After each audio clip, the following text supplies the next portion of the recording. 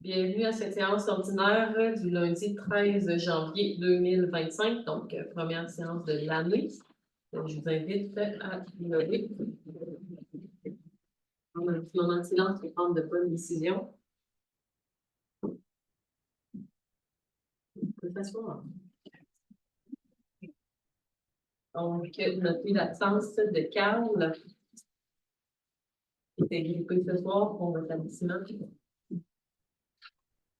Ça prend un proposeur pour l'ouverture de la séance. Ça vous propose. Est-ce que c'est unanime? Oui. Point 2, activité spéciale. On va commencer avec Guylaine. Séance ordinaire du 13 janvier 2025 à 20h. Le jour de la séance, vous pouvez consulter l'ordre du jour dès midi au www.minlaguadeloupe.qc.ca et vous pouvez poser vos questions ou commentaires au dg@minlaguadeloupe.qc.ca. On aimerait souhaiter une bonne année 2025 à tous. Bonne année. Bonne année tout le monde. Diffusion de séance du conseil sur YouTube, www.minlaguadeloupe.qc.ca. On aimerait ça battre un record d'abonnés, là. Les followers. Les subscribers. Vous allez sur YouTube et vous tapez Municipalité de la Guadeloupe, ça va arriver. Ça vous abonne. Sinon, sur notre site Internet, il y a aussi un onglet là, pour qu'on peut trouver. Oui, c'est l'adresse email communication@minlaguadeloupe.qc.ca. Ben non, Ça, c'est notre site Internet. Oui, ça se retrouve sur le site Internet. Vous cliquez sur le petit play, là. Okay. C'est un lien vers. En fait, il est directement sur la page d'accueil, donc ici à côté du Facebook. Okay. Donc, quand on clique dessus, on arrive sur la chaîne et on a toutes les séances du conseil. 34 abonnés, on pensait qu'on en avait 15. C'est tout. Et on a 21 vidéos, donc toutes les séances sont présentées. 182 vues. On a même la petite séduction qui avait été faite à l'époque. Quand même, donc toutes les séances sont disponibles là, facilement, finalement. Voilà. Okay. Calendrier annuel des collectes. Donc, disponible en ligne au minlaguadeloupe.qc.ca/environnement et collecte. Puis en version papier aussi, on l'a eu dans le journal dans l'édition de janvier 2025, puis au bureau municipal. Puis par la poste aussi, on a eu un grand carton là, avec tous les mois, les collectes qu'il y avait dedans. Notre milieu, la Haute-Beauce, vous pouvez réserver votre espace publicitaire pour l'année 2025 dès maintenant. Il y a un rabais de 10% pour 3 mois consécutifs, rabais de 15% pour 12 mois consécutifs. Pour information, 418-459-3342, poste 222 ou communication en commercial minlaguadeloupe.qc.ca. Concours photo de notre milieu février 2025 et la thématique, c'est la Saint-Valentin. La date limite est le 4 janvier 2025. Communication en commercial minlaguadeloupe.qc.ca. Le 24 janvier. 24 janvier, mais c'est pas trop de valeur un peu. Ben, en fait, il faut produire l'édition pour être capable de l'envoyer. De février. C'est comme des photos de Saint-Valentin de l'année d'avant. L'année d'avant, c'est ça. Ou vraiment un setup. On essaie de l'envoyer avec la blonde. Les pétales de rose. Excellent. 20 ans. Donc, horaire de patinage et hockey libre, mardi et dimanche pour le patin de 16h à 18h mardi, de 9h à 11h dimanche, hockey libre mercredi 16h à 18h tout âge, et les jeudis de 16 à 17h pour les 12 ans et moins et de 17 à 18h pour les 13 ans et plus. Patinage et hockey libre, spécial congé, donc c'est un congé à l'école, ça? Patinage libre de midi à 13h30, hockey libre de 13h30 à 15h. C'est une pédagogique, ça, dans le calendrier?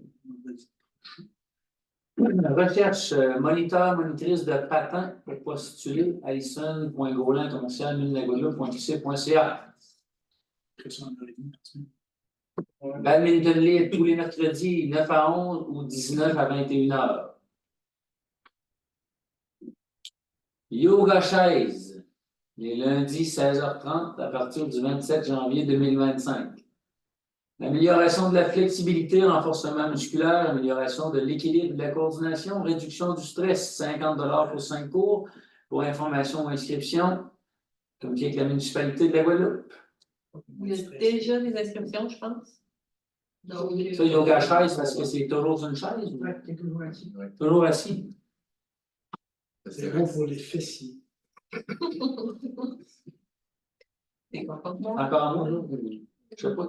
Juste à 14. 14, frigo collectif déménagé au centre sportif, donc vous pouvez y laisser vos denrées périssables et non périssables, là, mais c'est ça pour. Il y a quelqu'un qui fait le roulement, là, fait que il est disponible. Les portes là, c'est quasiment débarré pas mal tout le temps, en tout cas très souvent. Toujours débarré, la première. La première. La première, oui. Juste un petit point là-dessus, c'est parce qu'il y en a qui ont amené beaucoup de boîtes de Kleenex, puis des rouleaux de papier de toilette, puis des essuie-tout, puis personne n'osait les prendre. Fait que moi, j'en ai mis dans le frigidaire, puis ils partaient. Non, parce que peut-être les gens ne savent pas que c'est. Ouais, c'est ça. Des fois, les choses qui sont à côté. À donner, il faudrait l'écrire. S'ils ne sont pas dans le frigidaire, ben, c'est à donner quand même. C'est Quand sûr, c'est à quand il est côté, au centre maintenant. du village, ben, tu as l'autre partie à côté que tu peux en mettre. Et puis non, ça, finalement, en les mettant dans le frigidaire, ils partaient. Un rouleau à la fois, puis. Toujours plus frais. Toujours plus frais. C'est beau, merci. Frédéric, pour la suite. Oui, les sentiers de la gare, nos sentiers de la quête sont On a passé un, je pense.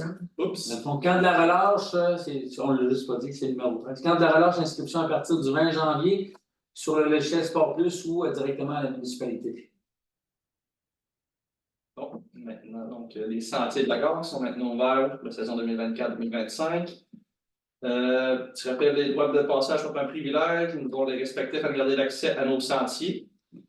Le but de s'inscrire au départ et au retour est une mesure de sécurité. Donc, il y a une petite cabane là, où c'est que vous pouvez inscrire votre nom de clair que vous avez commencé votre randonnée et que vous l'avez terminé. Dans les sentiers de la gare, y a-t-il C'est des la raquettes disponibles là en location? Non, mais nous, on en a à la municipalité. S'il y en a qui en veulent en louer, là, ils pourraient aller voir Wilson à l'Arena. Puis, Je me rappelle qu'il y avait un budget pour acheter. on en a, oui, effectivement. Donc, c'est possible d'en avoir en location. Bébé Bazar, le 17 janvier de 9h à midi. De nos suivants, vous pouvez venir échanger vos vêtements et jouer pour les enfants directement dans le local de la halte famille.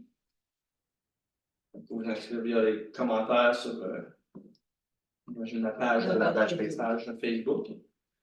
Également, le café Jazette qui va se dérouler le mardi 24 janvier de 9h à 11h, encore le local de la halte famille. Pour une deuxième année, levée de fonds qui va être de retour en 2025. Courir pour la cause, courir pour la halte de famille. L'objectif est de 730 km pour les 730 jours d'ouverture de la halte de famille. Encore une fois, là, par la page de la halte famille, il est possible de trouver plus d'informations pour les inscriptions. OK. Encore avec la halte famille. Soyez à l'affût et réservez votre soirée le 13 mars 2025, invité spécial à 19h PM au local 210, c'est au 210 8e rue Ouest, la Guadeloupe. C'est à l'Arena. Ah, qu'est-ce que c'est? On ne sait pas si C'est gratuit. On ne sait pas encore. Boisson et breuvage en vente sur place. Également, prochain match à domicile samedi le 18 janvier, 16h30. À l'Arena de la Guadeloupe, Val-des-Sources contre la Guadeloupe. Dernier match. dernier match local de Manicini. Donc, s'il y en a qui ont les billets aussi, c'est dernière des passes, pour c'est utiliser dernière les fois. billets. Si y a eu un rassemblement, c'est qui amène des amis. On fout de la place. Ben, je te dirais que les dernières matchs, C'est bon. Ouais. le changement d'entraîneur, fait que ça a fait une petite différence, je pense. C'est pas? Ben, on a gagné dans des gars de ville la deuxième position, puis les gars ont dit qu'ils se sont mis à la première ligne depuis que le DLC existe. Ben, des fois, quand tu veux plus jouer, Ah non, c'est sûr. Mais au niveau des spectateurs, c'est plus au niveau ben, des on a fois. gagné contre les garanties, Ouais. c'est sûr qu'on C'est a bon. plus de monde. Tant mieux. Là, c'est à 4h30 de l'après-midi. Ouais, on va plus d'enfants. C'est sûr qu'à 8h, 8h30 le soir, moi, avec les jeunes, ça finit à 11h. À 4h30, on a beaucoup de jeunes. Ouais, c'est ça. Parce que là, à 8h, 8h30, tu l'amènes là. Finalement, ça coûte pas la game pendant Elle prévoit au restaurant aussi parce qu'ils sont sur l'heure du souper. OK. Seulement, c'est bon. Excellent, merci. Pour 3, adoption de l'ordre du jour. Donc, petit changement à noter. Donc, changer le titre du numéro 13.01 pour adoption du règlement 550-2024 et ajouter le point 13.03, dépôt du projet 551-2024. Ça me prend un proposeur pour l'ordre du jour. Pour ça. Est-ce que c'est unanime? Oui. Point 4, adoption des procès-verbaux. 4.01, séance ordinaire du 9 décembre 2024. Ça me prend un proposeur. Est-ce que c'est unanime? Oui. 4.02, séance extraordinaire du 11 décembre. Proposeur. Je propose. Est-ce que c'est unanime? 4.03, séance extraordinaire du 16 décembre 2024 qui portait sur le budget. Ça me prend un proposeur. Je le propose. Est-ce que c'est unanime? Oui. Et 4.04, séance extraordinaire toujours du 16 décembre 2024, mais sur le règlement de taxation et quelques points divers. Proposeur. Je propose. Est-ce que c'est unanime? Oui. Ensuite, point 5, correspondance. 5.01, bordereau de correspondance. Donc, à chaque mois, il y a des correspondances qui sont transmises aux élus, notamment des invitations auxquelles on va répondre par l'affirmative pour le forum régional en immigration du mercredi 26 février et pour la table en logement social et communautaire du jeudi 29 mai. C'était-tu bien ça? Ouais. OK. Donc, on s'occupera de répondre pour notre participation au niveau des employés et des élus. 6.01, hygiène du milieu. 6, hygiène du milieu, 6.01, rapport mensuel sur le tonnage de déchets acheminés au lieu d'enfouissement. Frédéric. Oui, pour les déchets industriels et commerciaux, pour le total du mois, on est à 20,53 tonnes, pour un cumulatif à 326,11 tonnes. Nos déchets résidentiels pour le mois, 32,13 tonnes, pour un cumulatif à 320,73 tonnes. Total à l'enfouissement pour le mois, c'est 52,66 tonnes, pour un cumulatif 2024 à 646,87 tonnes. Nos matières compostables, 2,36 tonnes, cumulatif 2024 à 129,40 tonnes. Nos matériaux secs mélangés, 20,49 tonnes, pour un cumulatif 2024 de 283,95 tonnes. Le recyclage industriel et commercial à 10,58 tonnes, pour un cumulatif 2024 à 140,53 tonnes. Et le recyclage résidentiel à 9,48 tonnes pour le mois et cumulatif 2024 à 129,61 tonnes. C'est ça pour nos rapports. C'est sensiblement dans les. Il faut faire attention. On passe, mais c'est l'hiver, des fois, le monde allait mettre. Oui, mais là, on est dans l'annuel. Cumulatif 2024. Okay. Fait que on voit que le cumulatif 2024, comparatif, ça va être 2023, quand même. Oui, c'est vrai comme 2023. Je me suis fait une note. Okay. Fait que, tu sais, matière compostable, on a quand même au cumulatif moins 6,5% d'envoyés au compost. Par contre, on a plus 0,8 de déchets. Fait qu'on a un peu plus de déchets, moins de compost. Puis on a aussi moins de recyclage. Fait que, tu sais, juste faire attention d'envoyer chaque chose au bon endroit, là, de continuer de faire l'effort de bien faire le tri parce que le coût à l'enfouissement des déchets est plus élevé au compostage et au recyclage. Le recyclage, dans le stade, il va savoir de quoi l'envoyer. Moi, je l'ai lu, là. Emballage. Qu'est-ce qui est les seules choses qui ne vont pas, là? Alors, c'est nouveau, là. Il y a beaucoup plus Ça, de c'est recyclage contenant, qu'on peut mettre emballage. là-dedans, là. Il y a 3 termes. Ben, les bouteilles d'aérosol, un terme poli, je ne sais pas trop quoi, si c'est papier céramique, je ne sais pas c'est quoi. Ah, OK. Donc, un petit travail de communication pour clarifier, vu que ça a changé, qu'est-ce qui peut être envoyé où. Donc, normalement, ça devrait faire aussi. Mais l'embauche.com, mais il avait tout mis détaillé. Oui. Il y a plusieurs personnes qui ont commencé à relayer l'information. Ouais. Donc, c'est ça. Faire attention, là, faites le tri à la maison, ça revient moins cher à la fin de l'année. 6.02. Donc, rapport plan de protection des sources d'eau potable, le PPS. Frédéric. Attendu la démarche entreprise depuis le 12 décembre 2022 par la résolution 2022-12-332, exigée par le ministère de l'Environnement et de la lutte contre les changements climatiques, de la faune et des parcs, pour laquelle la municipalité a été admise par la subvention pour le programme pour l'élaboration des plans de protection des sources d'eau potable. Attendu que cette démarche est à la suite du rapport d'analyse de vulnérabilité, installation de production d'eau potable déposée le 6 mai 2021 par la firme La Forêt Nova Aqua. Attendu que la consultation publique des parties prenantes impliquées par cet enjeu, qui s'en est déroulée à l'hôtel de ville de la Guadeloupe le 1er octobre 2024. Attendu que le comité de suivi a été formé pour assurer le suivi des recommandations du PEPP-SEP.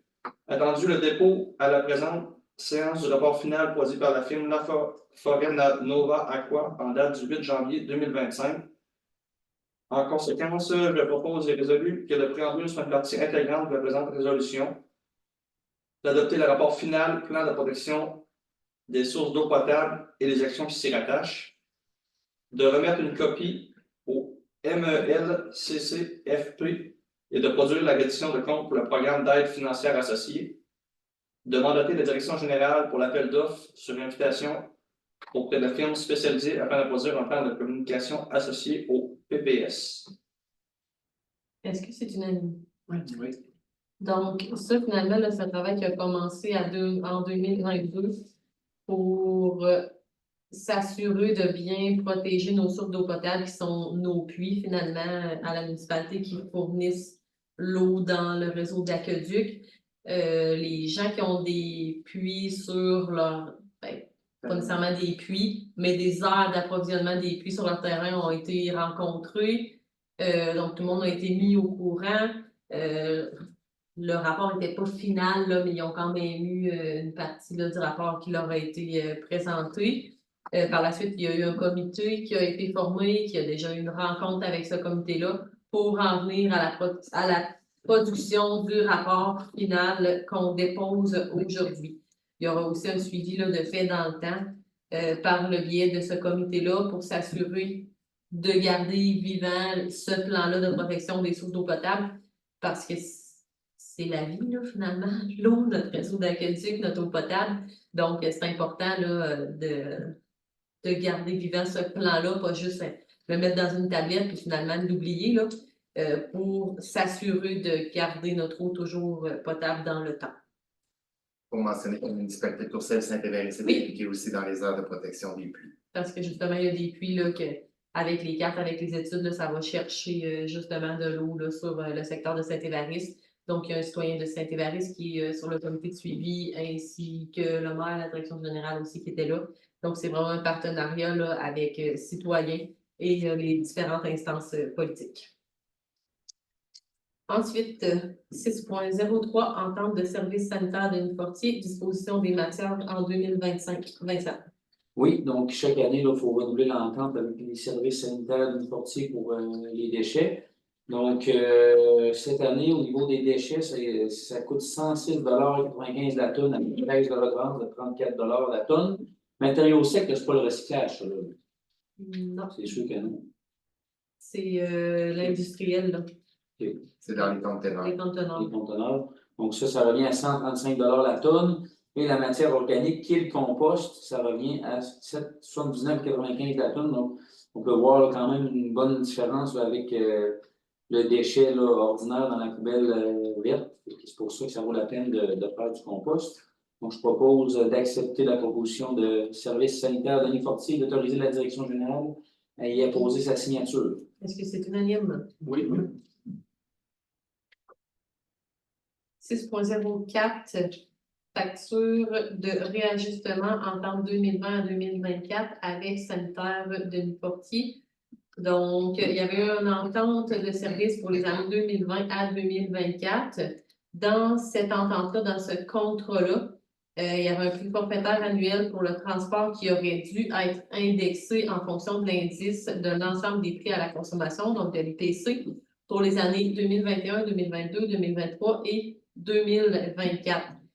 Du côté de sanitaire Denis Fortier, la facturation a toujours resté la même depuis 2020. Il n'y a eu aucun ajustement qui a été fait là, dans les factures qui ont été envoyées jusqu'à l'entente qui se terminait au 31 décembre 2024. Donc là, lorsque le service sanitaire de Denis Fortier ont pris compte de leur erreur, nous ont demandé d'ajuster finalement les factures et de payer selon ce qui aurait dû être fait dans le temps. Nous, ça a été validé de notre côté, là, c'est un contrat qu'on avait signé, donc on doit respecter ce contrat-là. Et puis, ce qui est dû finalement, qui viendra impacter notre exercice financier 2024, c'est un montant de 29 998,15 plus les taxes applicables, qui aurait dû être échelonné là, sur les années 2021 à 2024, mais qui viendra impacter toute l'année 2024.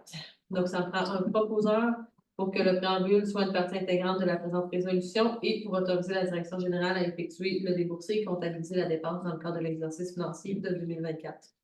Je propose. Est-ce que c'est unanime? C'est bien. Fred. Pas entendu. Frédéric. 6.05, formation et services Écocentre Québec. Guylaine.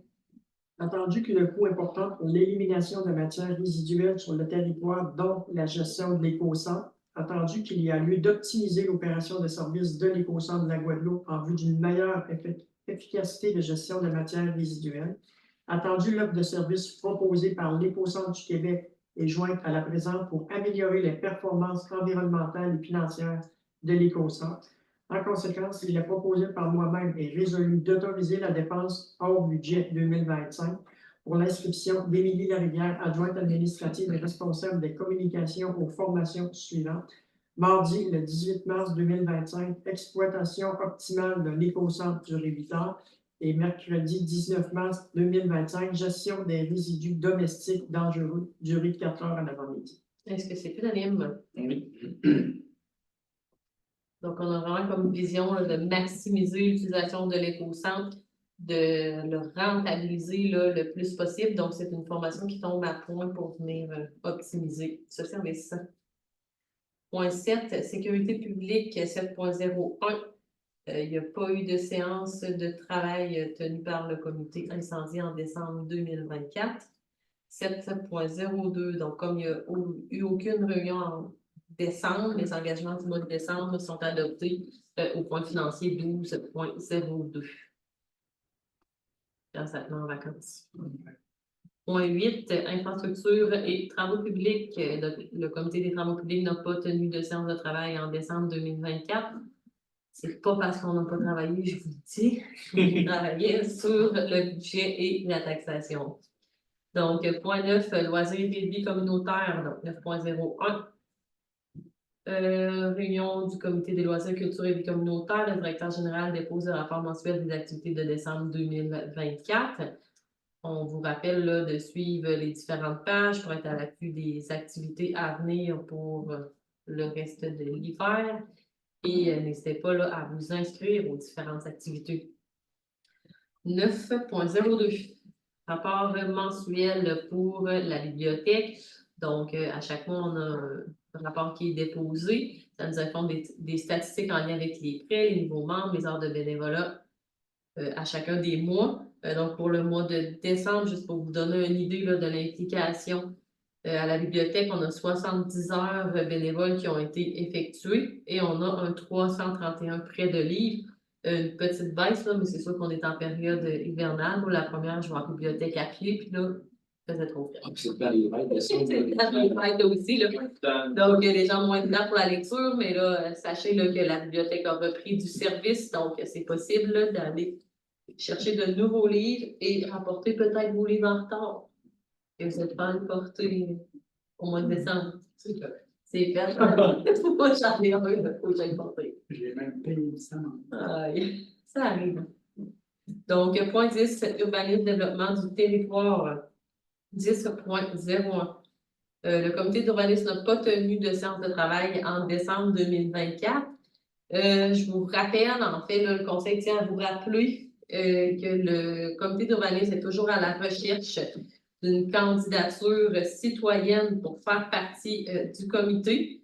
Donc, il y a eu quand même un travail de communication qui a été fait du côté de la municipalité. Il n'y a aucun citoyen pour le moment qui a manifesté son intérêt là, à aller jusqu'au 7 janvier 2025. Donc, autant l'équipe administrative que les élus, on continue à faire des démarches pour recruter. Donc, c'est un beau comité qui permet d'être actif au niveau du développement de la municipalité. Donc, de prendre des décisions qui vont réellement impacter le futur. Donc, le développement, c'est très, très large. Là. On peut parler de zonage, donc on parle de réglementation. Donc, très beau comité. Pierre, je ne sais pas si tu veux rajouter. On dit que c'est un bon comité, qu'on a des bons suivis sur toutes les constructions qui ont à venir, le développement de notre village, puis des zonages qui changent parfois, des petites affaires. C'est le fond, c'est une belle place. Beaucoup de Belle belles discussion. discussions, des fois un peu animées. C'est le fun. Belle place. Donc, il y a un poste de disponible. Là, si ça vous intéresse, manifestez votre intérêt. Ou si vous connaissez quelqu'un que ça pourrait intéresser, qui peut-être ne vous a pas ajouté sur YouTube. Ouais, tout à fait. Donc, vous pouvez aussi solliciter des gens. 10.02, liste des terrains vacants desservis dans le périmètre urbain. Donc, attendu que la municipalité a adopté le règlement 552-2025 pour fixer la taxation de 2025. Attendu que la municipalité a suivi la recommandation du MAMACH en ce qui a trait à la taxation des terrains vacants desservis constructibles dans le périmètre urbain afin de favoriser la densification du territoire. Donc, finalement, remplir qu'il y ait des constructions là, de résidences dans les terrains vacants desservis dans le village. Attendu qu'il y a un inventaire des terrains vacants qui a été fait sur le territoire de la municipalité en partenariat avec la MRC.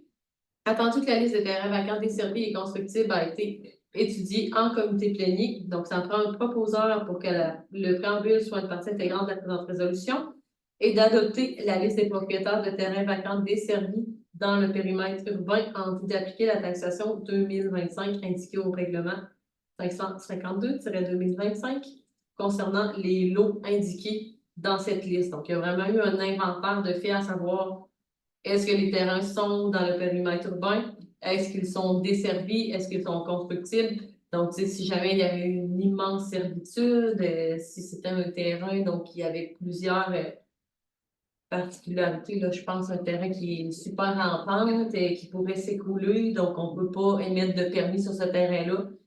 Ben, bien sûr, il est exclu là, de la liste. C'est un exemple. Là. Mais si les terrains, on peut les construire, sont desservis, sont dans le milieu du village, donc c'est possible d'appliquer la taxation qui a été décidée par règlement. Donc, ça me prend un proposeur pour ça. Je propose. Est-ce que c'est unanime? Oui. Point 11, ressources humaines. Donc, rien pour ce mois-ci. Point 12, finances. 12.01. Donc, on a pu étudier les activités et rapports financiers déposés en comité plénier. Donc, on a les activités financières sommaires ainsi que détaillées. 12.02, compte du mois de décembre. Guylaine.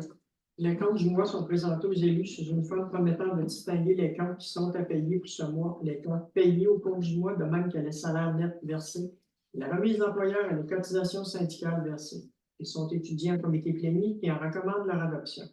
En conséquence, il est proposé par moi-même et résolu que les comptes du mois de décembre 2024 au montant de 431 894,71 soient acceptés et payés tels qu'ils apparaissent au rapport détaillé remis à tous les membres du conseil. Compte du mois, 62 232,44. Salaire net payé, 81 706,49. Remise d'employeurs et syndicats, 40 985,2. Compte à payer, 246 970,76 pour un total de 431 891,71. Est-ce que c'est unanime? Donc, et commandite 12.03, Dave. Attendu la demande de dons et commandite étudiée par le Conseil en comité plénier. En conséquence, il est proposé par moi-même et résolu d'adopter les positions suivantes pour chacune des demandes et autoriser de débourser. Polyvalente Bélanger, par définition 2025 au montant de 100 $. Gala du mérite sportif, Beauceau 2025 au montant de 150 $. Est-ce que c'est unanime? Oui. 12.04, cotisation annuelle au CEB, donc le Conseil économique de Beauce, Vincent. Oui, dans le fond, le Conseil économique de Beauce, son but, c'est de soutenir les entreprises du territoire et de contribuer au développement économique. Donc, la municipalité, chaque année, cotise là, pour faire adhérer, là, c'est comme aide-membre. Donc, cotise pour aide-membre. Donc, cette année, la cotisation s'élève à un montant de 405 $ plus taxe. Donc, je propose d'autoriser le débourser là, pour faire la cotisation annuelle. Est-ce que c'est unanime? 12.05, appel d'offres 2024-12-01, vente de portes et fenêtres diverses. Pierre. L'appel d'offres public lancé par la municipalité de la Guadeloupe, numéro 2024-12-01, excuse, pas 10, 01, pour la vente d'une porte commerciale et des fenêtres diverses qui étaient sur l'ancienne hôtel de ville. C'est bien ça? Oui. On a eu une offre, justement, par location d'outils Lampton Inc., M. Frédéric Breton, au montant de 1 200 $. Alors, je propose, et est résolu, que le préambule soit en partie intégrante de la présente résolution, d'adjuger la disposition du bien portant le lot numéro 4 en faveur de la compagnie de location d'outils de Lampton Inc. au montant de 1200 $. Est-ce que c'est unanime? Oui. Ça va pas de la place, elle est forte, ça, mais il y a rien, là. C'est sûr que c'était. J'ai vu les photos. C'est la première fois, ça veut dire. 12.06, achat module pour affiche électronique. Attendu que l'affiche électronique au centre du village installée en 2008 permet la diffusion d'informations pertinentes. Attendu qu'un des deux côtés de l'affiche n'est plus fonctionnel suite à un bris d'équipement. Attendu la soumission de la compagnie Daktronic pour l'achat de la pièce défectueuse. Attendu que l'installation de la pièce peut se faire en régie par notre employé des travaux publics. Donc, ça me prend un proposeur pour accepter la soumission de Daktronic à un montant de 2165,54 $. Je propose. Elle le propose. Est-ce que c'est unanime? Oui. Là, pour ceux qui se disent, ah, ça n'arrête pas d'une nouvelle affiche, là, on parle de plus de 50 000. Donc, on a fait un choix financier de réparer la banquette actuelle, donc pour un montant de 2165 pour étirer le plus possible la durée de vie. L'information va se diffuser pareil. Oui. 12.07, rapport final au PDT, donc programme de développement, politique de développement du territoire, pardon, pour le projet de bibliothèque de la Guadeloupe. Donc, attendu que la municipalité a obtenu une aide financière non remboursable de la MRC Beauce-Sartigan dans le cadre du programme PDT, politique de développement du territoire pour le projet construction bibliothèque. Attendu que la première tranche équivalent à 75% du montant maximal, soit un montant de 92 661, a été versé le 15 novembre 2023. Attendu que la municipalité a complété le projet et qu'elle réclame le versement final en lien avec le coût réel. Donc, 3820, c'est la différence? C'est le montant, en fait, qu'on va recevoir là, pour cette portion-là. OK. C'est le restant qui nous restait à recevoir. OK, donc il restait 3820,85 sur un montant maximal, OK. Donc, il nous restait un 15 541,95, mais là, en faisant là, la reddition de compte et en accumulant là, toutes les factures qui étaient admissibles. Il ne restait plus grand-chose, en fait, de la dernière édition de compte. Donc, on peut aller chercher le montant qui reste de 3820,85.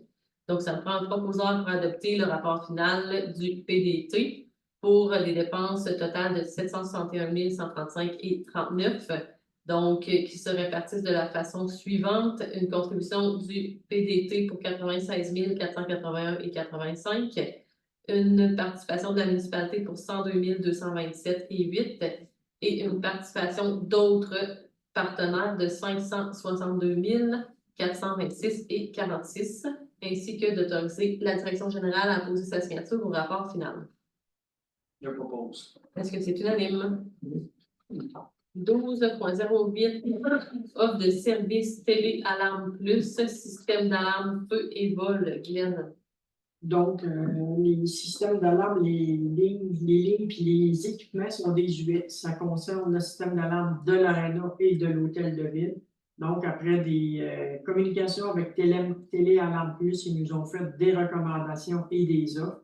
Fait que suite à ça, je propose que le préambule soit une partie intégrante de la présente résolution, que cette dépense qui n'était pas prévue au budget 2025, mais qui est essentielle au point de vue assurance et la sécurité des lieux indiqués, que la validation quant à la nécessité de maintenir une ligne fixe aux 2 bâtiments soit résolue par la direction générale, de mettre fin à l'offre de service de TELUS ADT le moment venu et jugé nécessaire par la direction générale, d'accepter l'offre de service de Télé Alarme Plus, importement montant 1529,34 plus les taxes applicables par bâtiment, hôtel de ville et arena. C'est sûr qu'initialement, ça va être le plus urgent qui va être fait, donc ça va être l'hôtel de ville, puis ultérieurement, dans l'année, ça va être l'arena. Ce qui va nous permettre aussi de couper une ligne au niveau du fax, donc on va avoir une économie au niveau des frais annuels aussi, qui vont être chargés. Excellent. Est-ce que c'est unanime? Oui. 12.09, demande de paiement, facture ministère des Transports. Donc, attendez la réception de la facture numéro 639300 du ministère des Transports, datée quand même d'un petit bout. 24 septembre. Donc, 24 septembre, qui a été déposée à la présente. Attendu que cette facture concerne la préparation des plans et devis pour la réfection de la 8e rue Est et de la 4e rue Est. Travaux réalisés dans le cadre de l'entente de collaboration numéro 200-981 entre la municipalité et le ministère des Transports. Attendu qu'il y a eu plusieurs démarches effectuées là, suite à la réception de la facture par le directeur des travaux publics pour obtenir des informations sur des irrégularités observées dans la facture, notamment un partage de frais. Qui ne respecte pas là, tout à fait l'entente de collaboration. Attendu qu'à ce jour, le ministère des Transports demande à la municipalité de payer la facture, puis que les irrégularités seront corrigées ultérieurement. Attendu que la municipalité assume déjà sa part dans d'autres plans et devis pour notre propre partie des travaux à réaliser et que ces dépenses affectent la liquidité et la santé financière de la municipalité. Donc, ça prend un proposeur pour que le préambule soit une partie intégrante de la présente résolution, de demander au ministère des Transports l'ajustement de la facture avant d'effectuer le paiement et d'acheminer la présente résolution au ministère des Transports afin qu'il avise le ministère des Finances de cette décision. Je propose. Est-ce que c'est unanime? Oui. 12.10, liste des personnes endettées pour non-paiement de taxes pour l'année 2023. En conformité avec l'article 1022 du Code municipal, le greffier trésorier dépose la liste des personnes endettées envers la municipalité pour taxes municipales et ou scolaires non payées. Attendu qu'un avis de rappel a été transmis au propriétaire en défaut pour le non-paiement pour les taxes de l'année 2023 envers la municipalité. Donc, exigeant le paiement complet en défaut au plus tard le 10 février 2025 à midi. Attendu qu'après cette date, les noms des personnes endettées pour taxes, la désignation de l'immeuble assujetti au paiement des taxes municipales ou scolaires et la somme totale due seront transmis à la MRC Beauce-Sartiguan pour procédure de vente pour taxes. Donc, attendu le rapport qui détaille 24 dossiers pour un montant total de 37 138 et 12, soit 36 730 et 78 en taxes municipales et 407 et 34 en taxes scolaires. Donc, toutes les personnes là ont été avisées et ou compagnie. Donc, juste régulariser votre dossier avant le 10 février à midi. Ça doit être un vendredi, ça? Hein? C'est un lundi. Ah, un lundi. C'est le jour de la séance du conseil. OK.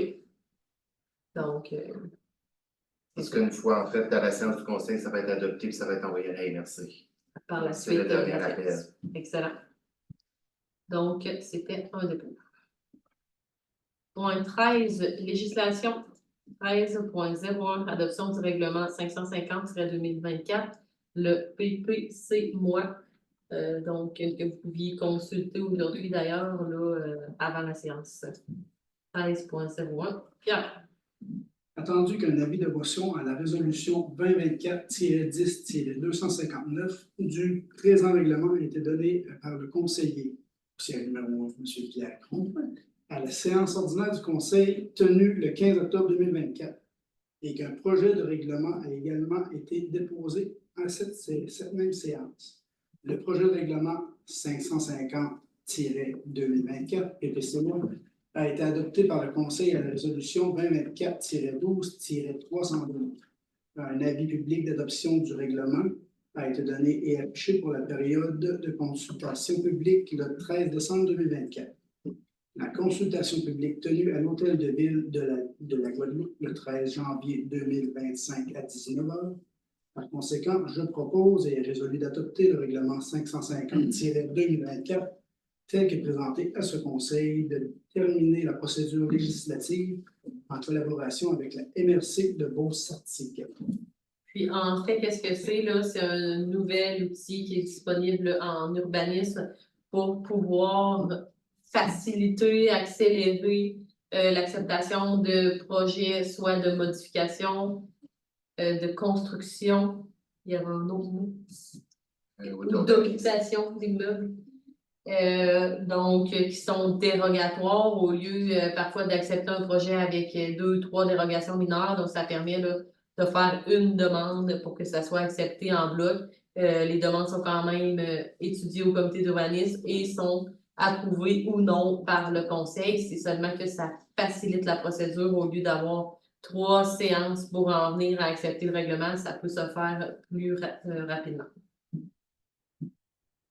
13.02. Modification du calendrier des séances ordinaires du Conseil de 2025. Donc, on pensait, nous, pouvoir être en congé de séance au mois d'août. Par contre, selon le Code municipal du Québec, ce n'est pas possible. On doit vraiment tenir 12 séances dans l'année. Donc, on rectifie la situation en remettant une séance en août. Le but était de moins faire courir les employés, l'administration. Au retour de vacances. Au retour des vacances, ben, vous pourrez. L'intention de là. Oui, c'est ça, mais là, il y avait une petite technicalité dont on n'avait pas tenu compte. Ça me prend un proposeur pour rajouter le 11 août. Vincent? Est-ce que c'est unanime? Oui. On n'a pas choisi. C'est ça. Point 13.03, donc le point qui a été ajouté. Dépôt du projet de règlement 551-2024, circulation des véhicules hors route. Dave. Le directeur, dépôt de projet de règlement 551-2024 relatif à la circulation des véhicules hors route sur certains chemins municipaux et que le présent projet règlement abroge et remplace les règlements 386-2007, numéro 395-2008 et le 438-2012. Le projet sera adopté à une séance ultérieure. Le directeur confirme que la motion a bien été déposée le 11 novembre 2024 par moi-même. Merci. Point 14, divers. 14.01, demande. Donc, je veux dire le bon nom. On l'a pas, le ministère. C'est le plan de protection des sources d'eau Oui, non, potable. mais le MELCPFP. Ministère de l'Environnement. Forêt et des parcs. Donc, un très long nom dont on a parlé, oui, forêt et parcs, à point qui ont ajouté. C'était pas là avant, ça. Ça fait pas si longtemps. Donc, finalement, le ministère avec lequel là, on a fait affaire pour le plan de protection des sources d'eau potable demande pour un délai supplémentaire, Frédéric. Attendu la convention d'aide financière signée le 29 avril 2024 entre la municipalité de la Guadeloupe et le MELC-CFP dans le cadre du programme pour l'élaboration des plans de protection des sources d'eau potable. Attendu les travaux requis par la direction générale et la firme La Forêt Nova Aqua pour la production du PPS. Attendu que le rapport final ait été déposé à la municipalité seulement le 8 janvier 2025 et qu'il a été adopté à la présente séance du 13 janvier 2025 via la résolution 2025-01-07. Attendu que la municipalité souhaite utiliser l'aide financière afin de concevoir un plan de communication par une firme spécialisée et qu'il était requis d'avoir le PPS avant de pouvoir en faire l'appel d'offres sur invitation. Attendu que selon la convention d'aide financière à l'article 5, il est indiqué que le bilan financier et les pièces justificatives de dépenses et les contributions détaillées à l'article 8 de la présente convention soient soumis au plus tard le 31 janvier 2025. En conséquence, je propose et résolu que le préambule soit une partie intégrante de la présente résolution de demander un délai supplémentaire de 1 mois au MELCCFP avant de soumettre le bilan financier final, soit au 28 février 2025, afin que la municipalité puisse effectuer sa démarche pour la production d'un plan de communication souhaité et important pour la mise en œuvre efficiente du PPS adopté. Donc, on demande un délai de 1 mois de plus pour bien utiliser l'information pour les gens qui sont. Inclure un plan de communication accompagné par un professionnel qui serait aussi subventionné si on peut avoir la prolongation. Est-ce que c'est unanime? Oui. Point 15, période de questions. Point 16, clôture et levée de la séance, ça me prend 3 heures. Je vais proposer. Est-ce que c'est unanime? Oui. Excellent. Donc, on se revoit à la séance de février. N'oubliez pas de vous abonner sur la chaîne YouTube. On va se souvenir de 34. Donc, bonne semaine, à la prochaine.